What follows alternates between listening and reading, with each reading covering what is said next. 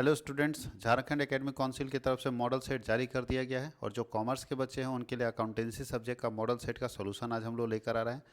2 lecture में इसको बांटेंगे क्योंकि अकाउंट्स थोड़ा लंबा जाएगा इसका, तो 2 लेक्चर में हम लोग इसको कंप्लीट करेंगे। आज हम लोग लेक्चर 1 और फिर लेक्चर 2 इसी चैनल के ऊपर आपको मिलेगा।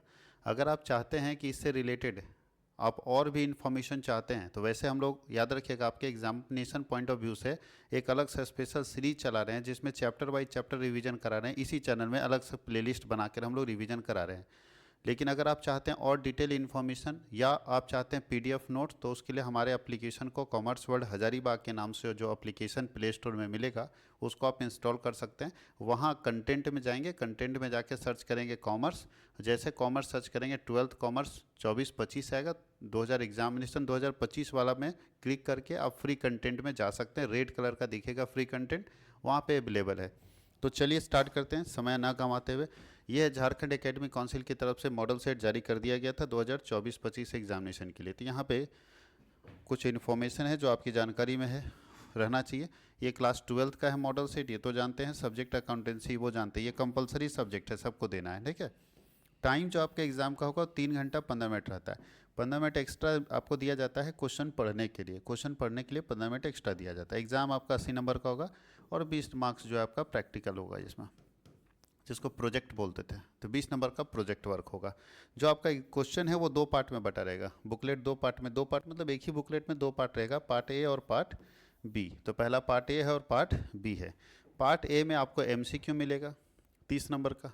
पार्ट ए जो है उसके अंदर आपको एमसीक्यू मिलेगा। तो बोलता है part A is of MCQ type having 30 marks question, यानी 30 क्वेश्चन और 30 मार्क्स का होगा। 30 क्वेश्चन मतलब एक क्वेश्चन 1 नंबर का होगा एमसीक्यू पार्ट ए में।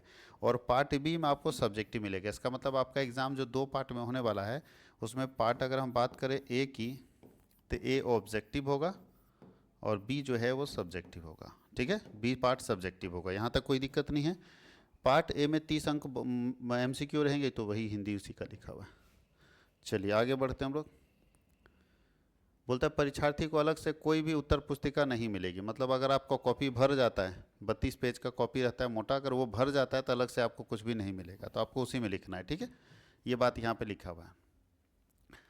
इन part A there is 30 multiple choice question, ठीक है। 4 ऑप्शन ABCD। बोलता है कि अगर जो पार्ट ए में 30 क्वेश्चन रहेगा उसमें सब मल्टीपल चॉइस क्वेश्चन रहेगा, जिसमें 4 विकल्प ABCD दिया रहेगा।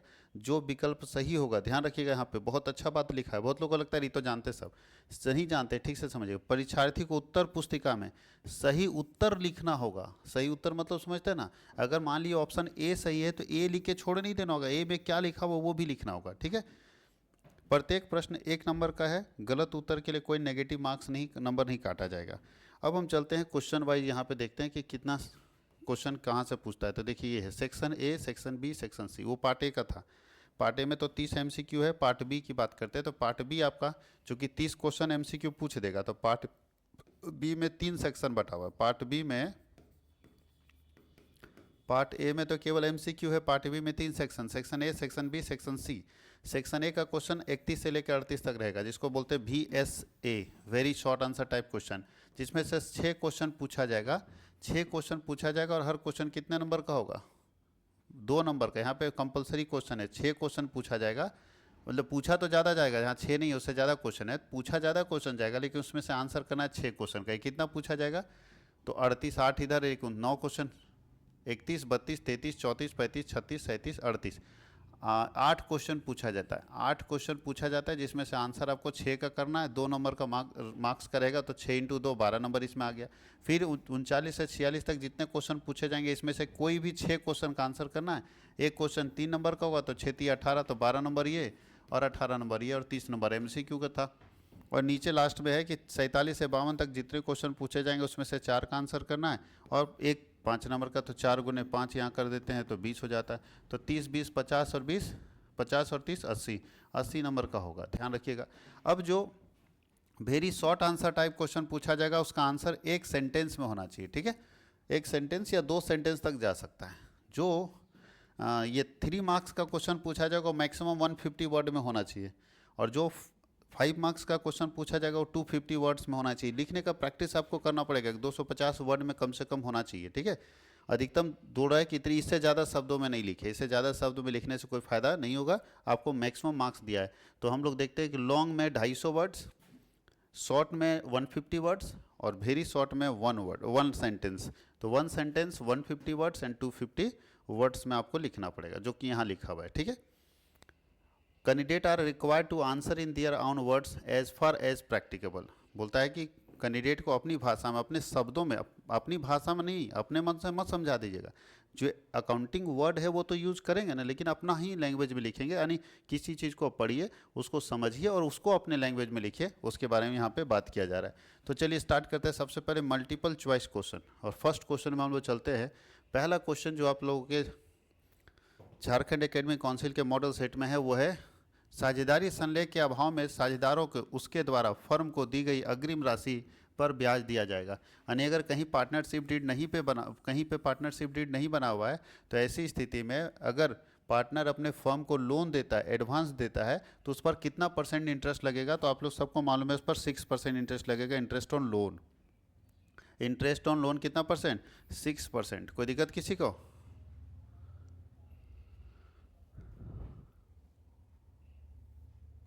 दूसरा है, साझेदार का फर्म से क्या संबंध होता है? तो पार्टनर जो एक फर्म का मालिक भी होता है, एजेंट भी होता है, तो दोनों होना चाहिए, दी एन ऑनर एन एजेंट। तो इसका सी आंसर होगा।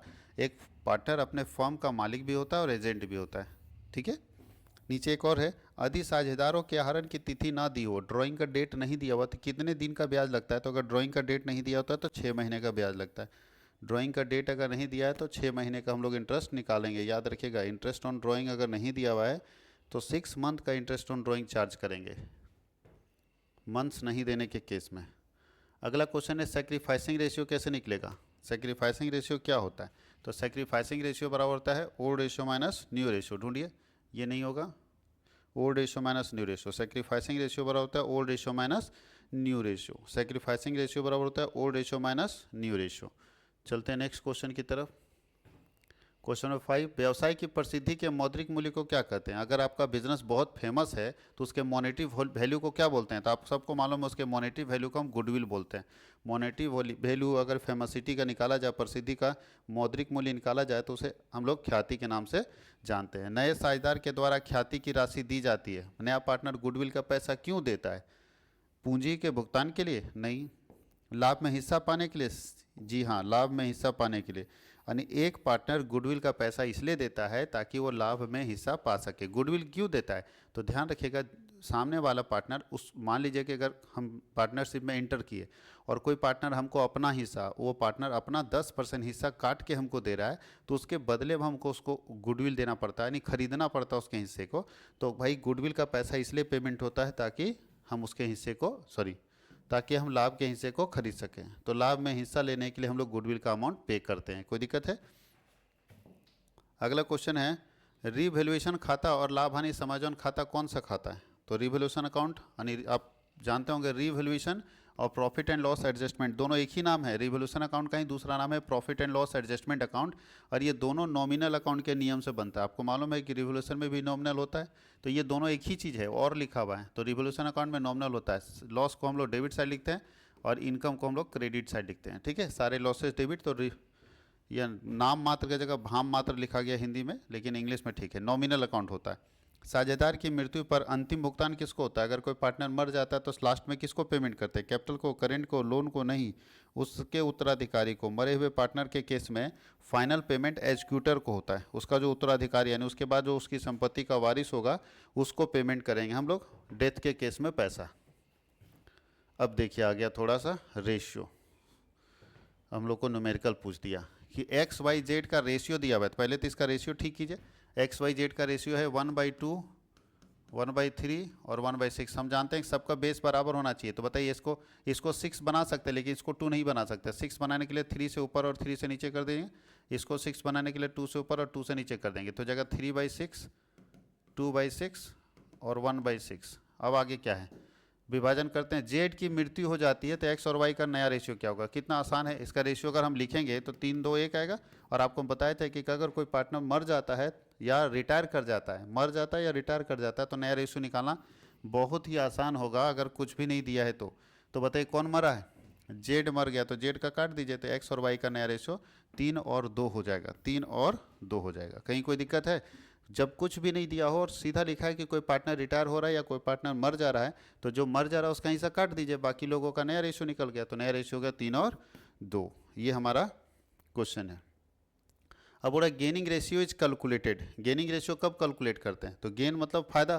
तो फायदा किसी पार्टनर को, पुराने पार्टनर को फायदा तब होगा जब या तो कोई पार्टनर रिटायर हो रहा होगा या तो कोई पार्टनर मर रहा होगा। देखिए तो at the time of admission नहीं, at the time of retirement जी हाँ, at the time of dissolution नहीं, बिजनेस से बंद हो रहा है, तो बी ऑप्शन है। जब कोई पार्टनर रिटायर होता है तब हम लोग निकालते हैं गेनिंग रेशियो, या कोई डेथ करता है, यहाँ लिखा रहता है डेथ, तो वो भी सही हो जाता है। कोई पार्टनर मरता है या कोई पार्टनर रिटायर होता है तब हम लोग निकालते हैं गेनिंग रेशियो। साझेदारी फर्म के विघटन पर खाता खोला जाता है, क्या लिखे खोना आता है बताइए? जैक भी ना ऐसा ऐसा लिखता है, साझेदारी फर्म के विघटन पर खाता खोना आता है। कौन खाता खोना आता है? An account is open at the time of dissolution of partnership firm. तो पार्टनरशिप फर्म जब डिजॉल्व होता है तो कौन सा खाता खोला जाता है? तो रियलाइजेशन अकाउंट खोला जाता है। पार्टनरशिप फर्म जब डिजॉल्व होता है तो रिवोल्यूशन नहीं बनता है, पीएल प्रोपरेशन भी नहीं बनता, नन ऑफ दिस तो होता ही नहीं, रियलाइजेशन अकाउंट बनता है, वसूली खाता। At the time of dissolution of a partnership जो अकाउंट ओपन होता है उसमें से realisation account, partners loan account, partners capital account, partners current account और बैंक अकाउंट, यही खाता बनता है। तो उसमें से एक ही ऑप्शन हमारा मैच कर रहा था यहाँ पे। 12 नंबर, फर्म के विघटन पर साझेदार के ऋण खाते को कहाँ पे ट्रांसफर किया जाता है? अभी बताए, अगर पार्टनरशिप फर्म डिजॉल्व होता, बंद होता है, तो पार्टनर का लोन अकाउंट कहाँ पे ट्रांसफर करेंगे? तो उसके लिए अलग से बनता है लोन अकाउंट, कहीं है क्या? पार्टनर का लोन रियलाइजेशन में नहीं जाएगा, पार्टनर का लोन कैपिटल में नहीं जाएगा, कैश में भी नहीं जाएगा, इनमें से कोई नहीं होगा। पार्टनर का लोन के लिए हम लोग सेपरेट अकाउंट बनाते, याद रखिएगा। जब डिजॉल्व होता है कोई पार्टनरशिप फर्म तो पार्टनर के लोन के लिए हम लोग सेपरेट एक अकाउंट बनाते हैं जिसका नाम है पार्टनर्स लोन अकाउंट। तो पार्टनर्स लोन अकाउंट ये तीनों में नहीं जाएगा, ठीक है, वो लोग उसका अलग एक खाता बनेगा, इसलिए हम लोग इनमें से कोई नहीं, नन ऑफ दीज कर देते हैं। अब आगे है अ ज्वाइंट स्टॉक कंपनीज। एक कंपनी क्या है? तो भाई एक कंपनी जो एक वैधानिक कृत्रिम व्यक्ति है, एन आर्टिफिशियल लीगल पर्सन है, जी हाँ, नेचुरल पर्सन नहीं, जनरल पर्सन नहीं, तो यही तो सही है। कंपनी क्या है? आर्टिफिशियल लीगल पर्सन है, वैधानिक कृत्रिम व्यक्ति है। बोलता है ज्वाइंट स्टॉक कंपनी इज, तो आर्टिफिशियल लीगल पर्सन, वैधानिक कृत्रिम व्यक्ति, यही कहलाएगा एक कंपनी। 40 नंबर में बोला भारतीय कंपनी अधिनियम 2013 के अनुसार कंपनी की आर्थिक चिट्ठा बनाया जाता है। According to Indian companies act 2013 balance sheet of the company is prepared, किस आधार पर बनाया जाता है? तो आपको सबको मालूम होगा, balance sheet schedule 3 part 2, schedule 3 part 1, schedule 4 part 2 और शेड्यूल 6 पार्ट 1। तो ये 4 और 6 तो नहीं होगा, शेड्यूल 3 पार्ट 1, याद रखिएगा, शेड्यूल 3 पार्ट 1 में बनाया जाता है। पार्ट 1 शेड्यूल 3, पार्ट 1 शेड्यूल 3 में बैलेंस शीट बनाया जाता है, और प्रॉफिट एंड लॉस अकाउंट बनाया जाता है शेड्यूल 3 पार्ट 2 में, profit and loss schedule 3 part 2 में। लेकिन अभी हमारा आंसर ये होगा क्योंकि बैलेंस शीट कहाँ पे बनाया जाता है? तो शेड्यूल 3 में। अदत्त याचना पर अधिकतम ब्याज क्या दिया जाता है? Interest on calls in arrear पर कितना % इंटरेस्ट मिलता है? कॉल्स इन एरियर पर कितना %? तो आप लोग जानते होंगे कि कॉल्स इन एरियर के बारे में अगर कोई जानकारी नहीं दिया रहता है तो उसका interest calls in arrear, calls in arrear पर अगर दिया हुआ है जितना % उतना % लगाएंगे, अगर नहीं दिया है तो 10% लगता है, और कॉल्स इन एडवांस पर 12% मैक्सिमम, कॉल्स इन एडवांस पे 12% मैक्सिमम, याद रखिएगा। कॉल्स इन एडवांस पे इंटरेस्ट का रेट 12% और कॉल्स इन एरियर पर इंटरेस्ट का रेट 10%, उससे ज़्यादा नहीं लगता है। रिजर्व कैपिटल मीन्स, संचित पूंजी का अर्थ क्या होता है? रिजर्व कैपिटल का मतलब क्या होता है? The part of capital reserve, बिल्कुल गलत, सुनने में तो एक ही जैसा लग रहा है लेकिन नहीं, रिजर्व कैपिटल कैपिटल रिजर्व का पार्ट नहीं होता है। एक्यूमुलेटेड प्रॉफिट नहीं, the part of capital redemption reserve नहीं, तो एक ही ऑप्शन बचता है D, the part of subscribed uncalled up capital, यानी ऐसा पूंजी जिसे हम समापन के अतिरिक्त किसी दूसरे कंडीशन में नहीं मांग सकते, उसको हम लोग बोलते हैं रिजर्व कैपिटल। रिजर्व कैपिटल ऐसा कैपिटल होगा जिसको कंपनी कॉल ही नहीं करती, मांगती ही नहीं, अनकॉल्ड रहता है, बोलती जब कंपनी बंद होगा तभी इसको मांगेंगे, तो ऐसे कैपिटल को हम रिजर्व कैपिटल के नाम से जानते हैं। कंपनी में निश्चित दर से लाभांश किसको दिया जाता है? फिक्स रेट से डिविडेंड किसको दिया जाता है? इक्विटी शेयर होल्डर का डिविडेंड का रेट फिक्स नहीं रहता है, दोनों तो हो ही नहीं सकता। डिवेंचर होल्डर को दिया जाता है फिक्स रेट से, लेकिन डिविडेंड नहीं, इंटरेस्ट दिया जाता है। डिवेंचर होल्डर को क्या देते हैं? इंटरेस्ट पे करते हैं। फिक्स रेट से इसको भी देते हैं लेकिन इंटरेस्ट देते हैं। हम लोगों को पूछ रहा है डिविडेंड, तो डिविडेंड एक ही है जिसको हम लोग देंगे, वो क्या है, डिविडेंड। प्रेफरेंस शेयर होल्डर को डिविडेंड फिक्स रेट से दिया जाता है। क्या लिखा है देखो, 1 लिखा है, ठ लिखा है, ट का लिखा है पता नहीं। चलो जो लिखा है इसको छोड़ो, सिर्फ पढ़ने पर ध्यान दो। एक निजी कंपनी में सदस्यों की अधिकतम संख्या क्या होती है? एक प्राइवेट कंपनी में मैक्सिमम मेंबर कितने होते हैं? तो प्राइवेट कंपनी में मिनिमम मेंबर 2 होते हैं और मैक्सिमम 200 होते हैं। ठीक है, प्राइवेट कंपनी में मैक्सिमम मिनिमम 2 और मैक्सिमम, और पब्लिक कंपनी की बात करें तो मिनिमम 7 होता है और मैक्सिमम अनलिमिटेड होता है, जितना रखना उतना रखो। ठीक है, तो इससे रिलेटेड और भी क्वेश्चन आएगा तो आपका क्लियर हो जाएगा। तो यहाँ पे ऑप्शन क्या होना चाहिए? 200, प्राइवेट कंपनी में 200। और डिवेंचर क्या है? डिवेंचर एक लोन सर्टिफिकेट है। डिवेंचर क्या है? एक लोन सर्टिफिकेट है। ठीक है, ये सब नहीं होगा, डिवेंचर एक लोन सर्टिफिकेट है। डिवेंचर होल्डर अंशधारी क्या होते हैं? कंपनी के मालिक होते हैं? नहीं भाई। कंपनी के ग्राहक होते हैं? नहीं। कंपनी के प्रवर्तक होते हैं? नहीं। कंपनी के लेनदार होते हैं। एक डिवेंचर होल्डर जो है कंपनी के क्रेडिटर होते हैं। क्रेडिटर ऑफ द कंपनी कहलाते हैं डिवेंचर होल्डर। यानी debenture holder creditor of the company है, एक कंपनी का लेनदार होता है डिवेंचर होल्डर।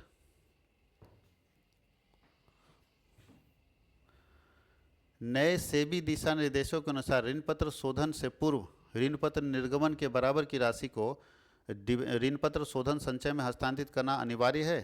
कितना %?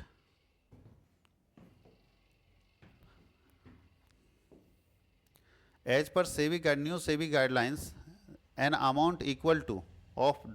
Of the debenture issue must be transfer to DRR before redemption begins. बताइए, रिडम्शन करने से पहले कितना % पैसा आपको DRR में डालना पड़ेगा? सब लोग जानते हैं कितना % पैसा हम लोगों को डालना पड़ता है DRR में। अब यहाँ 2 चीज़ होता है DRR में डालने के लिए, 2 तरह का होता है कि कंपनी को कैसे पेमेंट कर रहे हैं। तो अपने पास ये 25% पैसा आपको DRR में डालना पड़ेगा। जितना भी होता है 25% उसका पैसा आपको DRR में डालना पड़ेगा। DRI पूछ देता है तो क्या करते हैं? तो DRI में 15% पैसा डालना पड़ता है। DRI में 15% और DRR में 25% पैसा आपको डालना ही पड़ेगा। 25% पैसा आपको डालना ही पड़ेगा। 80 और 50 यहाँ नहीं है, 25% पैसा DRR में डालना पड़ता है। वित्तीय विवरण प्रदर्शित करते हैं। Financial statement disclose qualitative information, monetary information, non monetary information. और तो वित्तीय विवरण से अगर फाइनेंशियल स्टेटमेंट से देखें तो फाइनेंशियल स्टेटमेंट एक ही तरह का विवरण देता है, वो है मॉनेटरी इन्फॉर्मेशन। आपको मौद्रिक सूचना देता है फाइनेंशियल स्टेटमेंट, ये सब नहीं देता है। फाइनेंशियल स्टेटमेंट से सिर्फ मॉनेटरी इन्फॉर्मेशन आपको मिलता है। वित्तीय विश्लेषण के लिए अधिकांशतः प्रयोग किए जाने वाले उपकरण है। बताइए, बोलता है कि the most commonly used tools for financial statement analysis. सबसे ज़्यादा उपयोग क्या किया जाता है फाइनेंशियल स्टेटमेंट एनालिसिस के लिए? तो comparative statement, common size, accounting ratio, all of this सारा होगा। तीनों का तीनों यूज किया जाता है। जब भी हम फाइनेंशियल स्टेटमेंट एनालिसिस करते हैं तो ये तीनों का तीनों इस्तेमाल किया जाता है। आदर्श शीघ्र अनुपात क्या है? आइडल क्विक रेशियो 1:1 होता है, 1:1। और अगर करेंट रेशियो का आदर्श पूछ लेगा तो CR का आदर्श होता है 2:1। ठीक है, करेंट रेशियो का आदर्श होता है 2:1। निम्नलिखित में से कौन सी तरल संपत्ति है? Which of the following is liquid asset? Liquid asset का मतलब है जिसको आप तुरंत कैश में कन्वर्ट कर सकते हैं, तुरंत कैश ला सकते हैं। तो जमीन तो तुरंत बिकेगा नहीं, स्टॉक तो तुरंत बिकेगा नहीं, बिल्डिंग तो तुरंत बिकेगा नहीं, लेकिन डेटर तुरंत वसूल सकते हैं। तो लिक्विड एसेट अगर बात किया जाए कि इसमें से लिक्विड एसेट क्या है, तो डेटर है। चढ़ के वसूल लेंगे नहीं, उसके घर पर तगादा कर करके वसूल लेंगे, लेकिन ये 3 लिक्विड एसेट नहीं है। तो यहाँ पे डेटर हमारा सही आंसर हो जाएगा। डेटर हमारा लिक्विड एसेट आएगा। अब लिखा है स्टॉक टर्नओवर रेशियो कौन सा रेशियो होता है? स्टॉक टर्नओवर रेशियो जो पढ़े थे किस रेशियो के अंदर आता है? Liquidity ratio, profitability ratio, activity ratio और करेंट रेशियो। ये तो होगा ही नहीं। बताइए, 4 तरह का रेशियो आपको बताए थे, liquidity ratio, solvency ratio, activity ratio और प्रॉफिटेबिलिटी रेशियो। तो बोल रहा है कि स्टॉक टर्नओवर रेशियो किसके अंदर पढ़े थे? तो एक्टिविटी रेशियो के अंदर पढ़े थे। स्टॉक टर्नओवर कौन से रेशियो के अंदर पढ़े थे? एक्टिविटी रेशियो के अंदर स्टॉक टर्नओवर रेशियो पढ़े थे। Cash flow statement is related to, cash flow statement accounting standard 3 से रिलेटेड है। AS3 में लिखा है कैश फ्लो स्टेटमेंट के बारे में। निम्नलिखित में से कौन सा मत रोकड़ तुल्य नहीं है? बोलता है अच्छा है। Which of the following item is considered as cash equivalent item? Cash equivalent का मतलब है कि कैश या कैश के बराबर, जिसको इजीली कैश में कन्वर्ट कर सकते हैं। तो याद रखना यहाँ पे कॉमर्शियल पेपर है, बिल्स ऑफ एक्सचेंज है, डेटर, ये सब तो नहीं आएगा।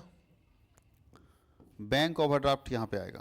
क्या आएगा, बैंक ओवरड्राफ्ट। ठीक है, बैंक ओवरड्राफ्ट यहाँ पे आएगा जो कि कैश और कैश इक्विवेलेंट के बराबर होता है, क्योंकि बैंक बैलेंस होता है, बैंक बैलेंस से जब जस्ट अपोजिट हो जाता है बैंक ओवरड्राफ्ट, तो बैंक ओवरड्राफ्ट को cash and cash equivalent item के अंदर लेते हैं। निम्नलिखित में से संचालन संबंधी क्रियाओं से रोकड़ प्रवाह का उदाहरण है। Which of the following is an example of cash flow from operating activity. इसमें से कौन ऑपरेटिंग एक्टिविटी का एग्जाम्पल बताइए, ऑपरेटिंग एक्टिविटी के अंदर कौन आता है? तो इशू ऑफ शेयर जाता है फाइनेंसिंग एक्टिविटी के अंदर, तो ये होगा नहीं। परचेज ऑफ इन्वेस्टमेंट जाता है इन्वेस्टिंग एक्टिविटी के अंदर, होगा नहीं। Purchase of machinery investing activity के अंदर जाता है, तो एक ही बचा परचेज ऑफ स्टॉक। जब आप स्टॉक खरीदते हैं तो स्टॉक हमारा करंट एसेट होता है, वो इन्वेंट्री ऑपरेटिंग एक्टिविटी में जाएगा। कैश सेल इज, अगर हम नगद में सामान को बेचते हैं तो कौन सा एक्टिविटी, अगर हम नगद में सामान को बेचते हैं, स्टॉक को नगद में बेचते हैं, तो ऑपरेटिंग जाएगा, इन्वेस्टिंग जाएगा या फाइनेंसिंग जाएगा। तो कैश सेल अगर हम करते हैं गुड्स का, तो नगद बिक्री हमारा ऑपरेटिंग एक्टिविटी का एग्जाम्पल हो जाएगा, ना कि इन्वेस्टिंग और फाइनेंसिंग का। नगद में बेचेंगे तो ऑपरेटिंग एक्टिविटी होगा, क्योंकि जब हम बेचते हैं तो हमारा स्टॉक पर असर पड़ता है, और स्टॉक हमारा ऑपरेटिंग एक्टिविटी का पार्ट होता है। स्टॉक हमारा क्या होता है, ऑपरेटिंग एक्टिविटी का पार्ट होता है। तो ये हम लोग multiple choice question part A complete कर लिए। अब हम लोग पार्ट बी की बात करेंगे। पार्ट बी की बात करेंगे कि पार्ट बी में हम लोगों को क्या क्या पढ़ना है। तो पार्ट बी में हम लोगों को सब्जेक्टिव मोड में क्वेश्चन पढ़ने हैं। तो सब्जेक्टिव मोड में पार्ट बी का फर्स्ट सेक्शन हम लोग कंप्लीट कर लेते हैं, छोटा छोटा है। तो पार्ट बी का फर्स्ट सेक्शन, सेक्शन ए, जहाँ पे VSA पढ़ना, VSA मतलब very short answer type question. अब हो रहा है कि लाभ हानि विनियोजन खाता क्या है, what is profit and loss appropriation account. सब लोग जानते हैं कि profit and loss appropriation account क्यों बनाया जाता है, इसका फॉर्मेट आपको मालूम होना चाहिए। पहले बताइए क्यों बनाया जाता है। ये बनाया जाता है पार्टनर्स के बीच में प्रॉफिट को बांटने के लिए, साझेदारों के बीच में लाभ को बांटने के लिए इस खाते को तैयार किया जाता है। ठीक है, साझेदारों के बीच में लाभ को बांटने के लिए इस खाते को तैयार किया जाता है। This account is prepared for distribution of profit between partners. सारे साझेदारों के बीच में लाभ को बांटने के लिए इस खाते को तैयार किया जाता है। इस साइड में क्या होता था बताइए, नेट प्रॉफिट, शॉर्ट में लिख दे रहे हैं, नेट प्रॉफिट होता था by interest on drawing, IOD interest on drawing होता था इधर। टू इधर होता था IOC interest on capital. To salary और कमीशन, और to transfer to reserve, transfer to reserve are. बस इतना ही करते थे। इसके बाद प्रॉफिट और लॉस को पार्टनर्स के बीच में क्या करते थे, बांट देते थे। अगर यहाँ प्रॉफिट आता था तो लिखते थे to profit transfer to capital account, profit transfer to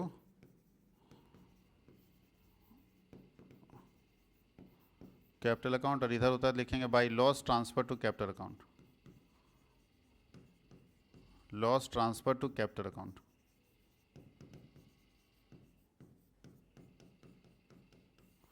ये फिर से रिपीट करते हैं, पूछेगा कि what is profit and loss appropriation account. तो प्रॉफिट एंड लॉस एप्रोप्रिएशन अकाउंट पार्टनर्स के बीच में प्रॉफिट और लॉस को बांटने के लिए बनाया जाता है। कि पार्टनर्स के बीच में प्रॉफिट लॉस कैसे बांटेंगे, उसको यानी साझेदारों के बीच में लाभ हानि को बांटने के लिए एक खाता बनाया जाता है, जिस खाते का नाम है PL एप्रोप्रिएशन अकाउंट। ठीक है, सुपर प्रॉफिट क्या होता है, फॉर्मूला पूछ रहा है। तो सुपर प्रॉफिट बराबर क्या होता है, सुपर प्रॉफिट बराबर होता है average profit minus normal profit, AP minus NP। यानी इसका परिभाषा भी पूछ देगा तो बोलना excess of AP over NP। Normal profit से एवरेज प्रॉफिट जितना ज़्यादा होगा वही सुपर होगा। याद रखना, जो हो एवरेज से ऊपर, सॉरी जो हो नॉर्मल से ऊपर वो कहलाए सुपर, जो हो नॉर्मल से ऊपर वो कहलाए सुपर। तो नॉर्मल से एवरेज जितना ज़्यादा होगा, जैसे नॉर्मल मान लीजिए एवरेज 10,000 है और नॉर्मल 8,000 है, तो कितना ज़्यादा है 2,000, तो 2,000 हमारा सुपर कहलाएगा। तो तीसरा क्वेश्चन है what is revaluation account. Revaluation account क्यों बनाया जाता है, पूछ रहा है क्यों बनाया जाता है, फॉर्मेट मत दे दीजिएगा। तो याद रखना है कि जब पार्टनर्स कोई एडमिट होता है, रिटायर होता है, डेथ होता है, तो ऐसे केस में हम लोग एसेट्स और लायबिलिटी का रिवैल्यूएशन करते हैं। हम ये जानना चाहते हैं मार्केट वैल्यू क्या है। अब जैसे 20 साल पहले बिजनेस स्टार्ट हुआ, आज कोई पार्टनर आ रहा है तो आज का ना वैल्यू देगा, तो आज का वैल्यू आप कैसे निकालोगे। उसके लिए आप जितना प्रॉपर्टी सबका रीवैल्यूएशन करोगे, दोबारा वैल्यूएशन करोगे, दोबारा मूल्यांकन करोगे। तो दोबारा मूल्यांकन करेंगे अगर हम किसी एसेट्स और लायबिलिटी का, तो उसके कारण जो प्रॉफिट और लॉस होगा, उस प्रॉफिट और लॉस को जिस खाते में लिखा जाता है उस खाते को बोलते हैं रिवैल्यूएशन अकाउंट। यानी रीवैल्यूएशन अकाउंट एक ऐसा खाता होगा जहाँ पे एसेट्स और लायबिलिटी का जो वैल्यू चेंज होता है उसके कारण होने वाले लाभ और हानि को एक खाते में लिखा जाता है, जिस खाते को हम लोग क्या बोलते हैं, रीवैल्यूएशन अकाउंट, रीवैल्यूएशन अकाउंट।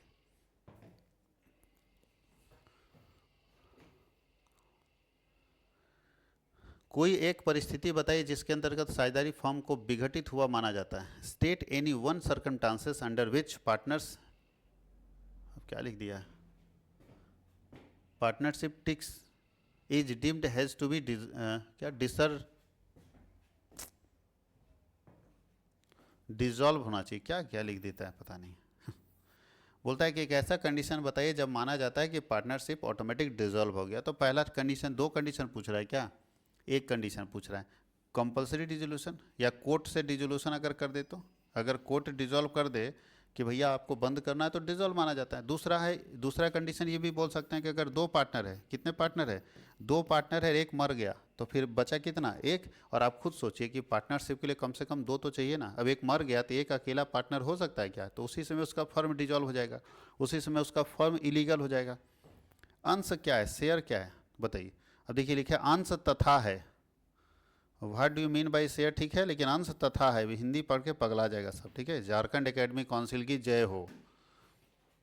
अंश तथा है छोड़ दो, अंश क्या है लिखना चाहिए, ठीक है। तो व्हाट इज शेयर, शेयर क्या होता है, तो बोला जाता है, ध्यान रखना यहाँ पे, कि एक कंपनी अपने कुल पूंजी को छोटे छोटे हिस्सों में बांटती है। कंपनी अपने कुल पूंजी को छोटे छोटे हिस्सों में बांटती है, प्रत्येक हिस्सा अंश कहलाता है। Total capital of a company are divided into some small units, each units are called share. यानी कंपनी अपने कुल पूंजी को छोटे छोटे हिस्सों में बांट देती है, प्रत्येक हिस्से को क्या कहा जाता है, अंश कहा जाता है, हिस्सा कहा जाता है। ऋण पत्रों के शोधन से क्या आशय है, what is mean by redemption of debenture. ऋण पत्रों का शोधन, रिडम्पशन ऑफ डिबेंचर का मतलब होता है रीपेमेंट ऑफ डिबेंचर। डिबेंचर का मतलब कंपनी मार्केट से लोन लेती है, तो जब कंपनी मार्केट से 10 साल के लिए लोन लेती है, तो जब 10 साल बीत जाएगा तो कंपनी पैसा वापस करेगी ना। तो लोन को चुकाना, जो हम लोन लिए उसको बोलते थे इशू ऑफ डिबेंचर। हम डिबेंचर इशू करके लोन ले लिए और जब 10 साल बीत गया तब हमको चुकाना है लोन को। तो जब हम लोन को चुकाते हैं, रीपेमेंट करते हैं, दोबारा पैसा वापस कर देते हैं लोन का, ऋण का, तो उसको बोलते हैं रिडम्पशन ऑफ डिबेंचर। तो रिडम्पशन ऑफ डिबेंचर का मतलब repayment of debenture money, repayment of debenture money. ऋण पत्र से जो पैसा आया था उसका पुनर्भुगतान कर दिए, उसको वापस कर दिए, तो उसको हम लोग बोलते हैं रिडम्पशन ऑफ डिबेंचर। अब पूछता है give the formula of current ratio. तो करेंट रेशियो बराबर होता है करेंट एसेट बटा करेंट लायबिलिटी, करेंट एसेट बटा करेंट लायबिलिटी। अब बोल सकते हैं, मीनिंग पूछ देता तब क्या करते, अगर मीनिंग पूछ देता तब क्या करते, तो यही फॉर्मूला को डिफाइन कर देते। पूछता व्हाट इज करेंट रेशियो, तो लिख सकते हैं current ratio is the relation between current asset and current liability. यानी current ratio show the relation between current asset and current liability. चालू अनुपात चालू संपत्ति और चालू दायित्वों के बीच के संबंध को बताता है। चालू अनुपात चालू संपत्ति और चालू दायित्वों के बीच के संबंध को बताता है चालू अनुपात। What is meant by cash equivalent, cash equivalent मतलब ऐसे आइटम जो या तो कैश हैं या कैश के बराबर है, जैसे cash, bank, short term investment, short term security कर दो ना, ये सब cash and cash equivalent item है। या तो वो कैश है, मतलब बताइए कैश तो कैशिन है, बैंक में पैसा है तो वो भी कैशिन है, और शॉर्ट टर्म इन्वेस्टमेंट है, कम समय के लिए इन्वेस्टमेंट का, वो भी कैश, हम जब चाहें तब ला सकते हैं। तो ऐसे आइटम जो या कैश है या कैश के बराबर है, वैसे आइटम्स को हम लोग यहाँ पे देखते हैं। तो ये सेक्शन 1 पार्ट बी का कंप्लीट। अब थोड़ा हम लोगों को बड़ा बड़ा क्वेश्चन आएगा, तो हम लोग अगले लेक्चर में इसको लेके जाएंगे, क्योंकि लेक्चर बहुत बड़ा बन जाएगा और सब लोगों को बड़ा लेक्चर देखने में मज़ा नहीं आता है। तो हम लोग सेक्शन बी से सेकंड लेक्चर में जाएगा। अभी फर्स्ट लेक्चर को एंजॉय कीजिए, कमेंट कीजिए, और कहीं अगर कोई कमी दिखती है या लगता है कि कुछ अच्छा होना चाहिए तो ज़रूर अपना फीडबैक दीजिए कमेंट सेक्शन में। Thank you.